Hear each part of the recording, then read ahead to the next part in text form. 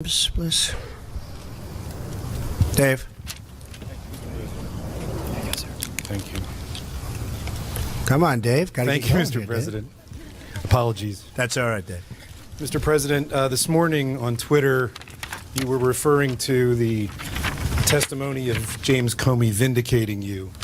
But I wondered if you could tell us in person, sir, why you feel that his testimony vindicated you when it's really boils down to his word against your word. And if you could also tell us, sir, do tapes exist of your conversations with him? Well, I'll tell you about that maybe sometime in the very near future. But in the meantime, no collusion, no obstruction. He's a leaker. But we want to get back to running our great country. Jobs, trade deficits, we want them to disappear fast. North Korea, big problem. Middle East, a big problem. So that's what I am focused on. That's what I have been focused on. But yesterday showed no collusion, no obstruction. We are doing really well. That was an excuse by the Democrats who lost an election that some people think they shouldn't have lost, because it's almost impossible for the Democrats to lose the Electoral College, as you know. You have to run up the whole East Coast and you have to win everything as a Republican, and that's just what we did. So it was just an excuse, but we were very, very happy. And frankly, James Comey confirmed a lot of what I said, and some of the things that he said just weren't true. Thank you very much. Do you have a question?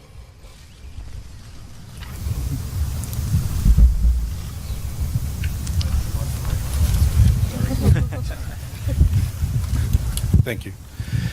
And Mr. President, if you could tell us, a couple weeks ago, President Trump was in Brussels at the NATO meeting, and not only was he encouraging NATO members to pay up the 2% required of GDP for national defense, but he also was saying that countries, even including yours, who had not paid 2% in the past, should make up for that difference. Do you think that's fair? I was in Brussels and I met President Trump and I listened to his speech and I liked it. Because you see, NATO is based on values, but it is ultimately a military alliance. And you know, military spendings are complicated and you need a lot of money, because NATO is the strongest alliance the earth ever saw, and we want to keep it that way. So we have to spend money for defense purposes. And spending money means if you're in alliance, everybody has to spend money. This is called burden sharing. And I fully agree, Mr. President, to that. So of course, some people liked this better and some didn't like it so much, but it's a simple fact that we have to do this, not as a purpose in itself. We have to do this to stay strong, to be strong, and to defend our nations.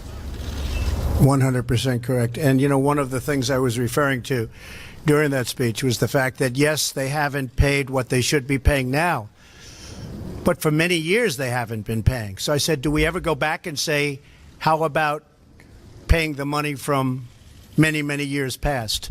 Now, I know no president has ever asked that question, but I do. We're going to make NATO very strong.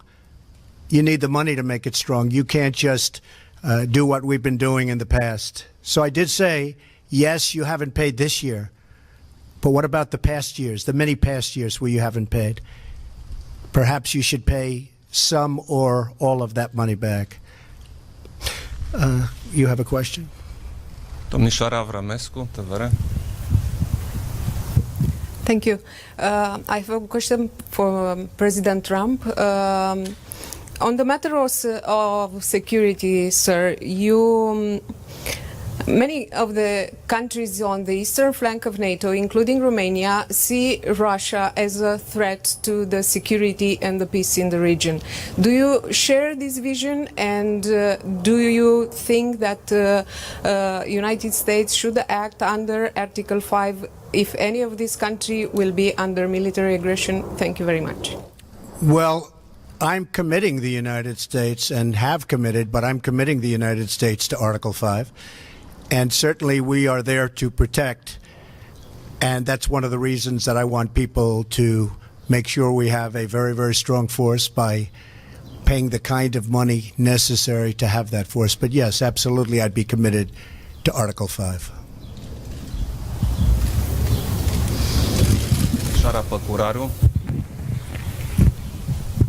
Thank you, Mr. President. Were there any discussion about the visa waiver program for Romania? Is there a time frame for including our country in this program? Thank you. We didn't Yes. discuss it. We didn't discuss it, but there would be certainly, it would be something we will discuss, Mr. President. I mentioned this issue, and I also mentioned it during other meetings I had, because this is important for us, it's important for Romanians who want to come to the United States. And you see, more and more people come, President Trump, from Romania to the United States. Some come as tourists, some come for business, and those who come for business should be encouraged. So the matter of visa waiver would be probably important to discuss, and we all hope that we will advance on this. Good.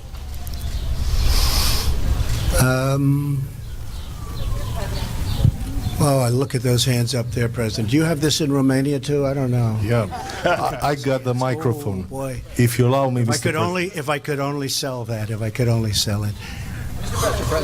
Who would like to ask? Should I take one of the killer networks that treat me so badly as fake news? Should I do that?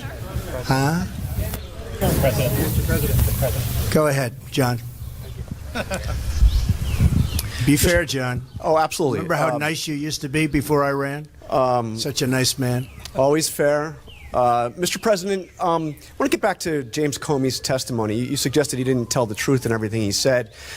He did say under oath that you told him to let the Flynn, you said you hoped the Flynn investigation you could let. I didn't say that. So he lied about that. Well, I didn't say that. I mean, I will tell you, I didn't say that. And did he ask you to pledge his And there'd be loyalty? nothing wrong if I did say it, according to everybody that I've read today, but I did not say that. And did he ask for a pledge of loyalty from you? That's another thing he said. No, he did not. So he said those things under oath. Would you be willing to speak under oath to give your version of those events? 100%. I And- didn't say under oath. I hardly know the man. I'm not going to say, I want you to pledge allegiance. Who would do that? Who would ask a man to pledge allegiance under oath? I mean, think of it. I hardly know the man. It doesn't make sense. No, I didn't say that, and I didn't say the other. So if Robert Mueller wanted to speak with you about that, I would be willing glad talk to him? tell him exactly what I just told you, John. And you seem to be hinting that there are recordings of those conversations. I'm not hinting anything. I'll tell you about it over a very short period of time. When is that? Okay? Okay. Do you have a question here? When will you tell us about the Over a recordings? fairly short period of time. Tomorrow now? Are there tapes, sir? Oh, you're going to be very disappointed when you hear the answer. Don't worry. John, do you have a question for the president? Yes. Thank you. And President Iohannis, you are no stranger to Russian aggression. Vladimir Putin recently suggested that Romania could be in Russia's crosshairs. How concerned should the world be about Russian aggression in your region, and how concerned should we be here in the United States about what Russia tried to do in our election, sir?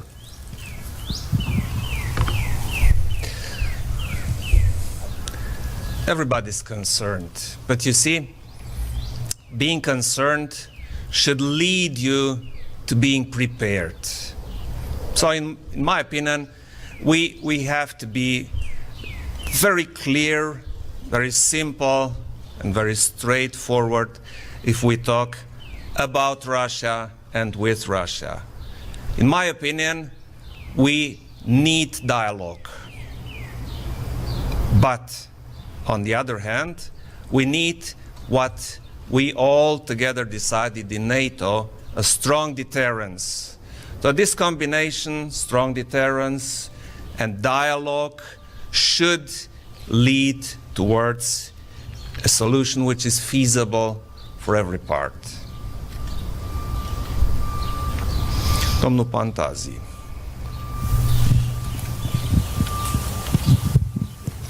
Hello, Mr. President Trump. You mentioned earlier the anti-corruption fight in Romania. It is a matter of high importance in our country. But we see now that the anti-corruption fight and the efforts to consolidate the rule of law are sometimes undermined by some politicians, part of what we can call the Bucharest swamp. Is your administration going to support the anti-corruption fight in Romania, and how can you do it? Thank you.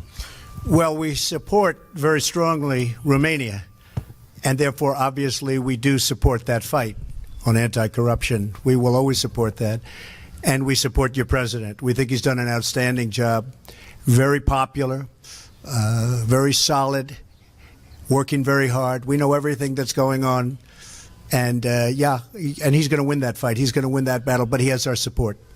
Thank you so much. Do you see the corruption in Romania as a problem for the US-Romania partnership and for the American investor as a threat, because we still have corruption in Romania despite this anti-corruption fight? Well, you do, but I can tell you that there are many American investors right now going to Romania and investing.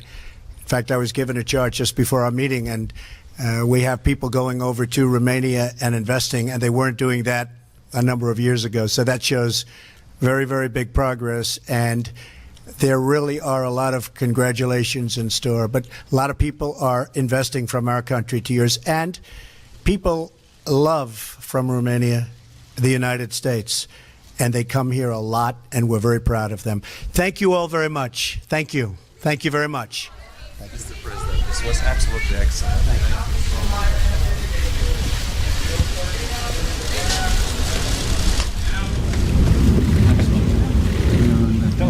Delegation, right this way. You got a minute? Or I can ride with you.